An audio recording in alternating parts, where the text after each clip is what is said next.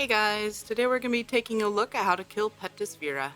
This is one of the first urgent quest bosses to launch with NGS, and while his attacks are pretty straightforward, I've noticed some confusion during my runs on the best parts to attack. I'm hoping this guide will be able to clear up some of the confusion and make your runs go just a little faster. Now let's get started.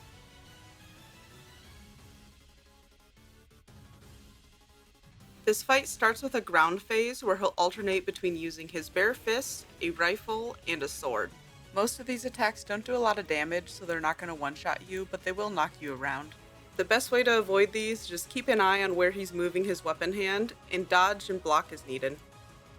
The only time you really need to worry about the other hand is when he lifts it into the air, which means he's about to do a pulse wave from his chest. He has a piece of armor on his chest that can be broken to expose the weak spot underneath. You'll want to focus this spot for phase 1, and when he gets affected by down status, he'll kneel and make this spot easier to attack. Eventually he'll turn red and spawn these crystals on his body. This is the start of phase 2. At the start of phase 2, he'll lift into the air, and you want to keep an eye on his chest and his knees.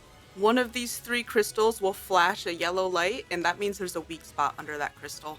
For the rest of the fight, you'll want to focus on breaking the crystal in front of his weak spot and then DPSing him down using the weak spot.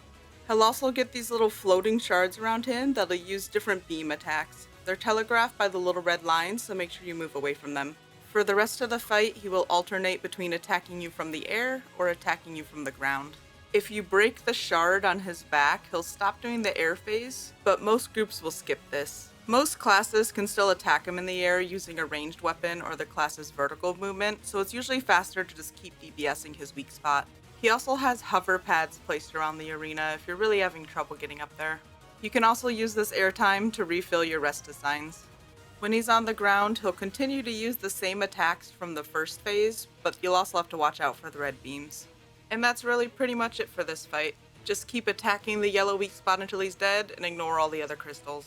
Thank you for watching, and hopefully this will make your run go just a little bit faster.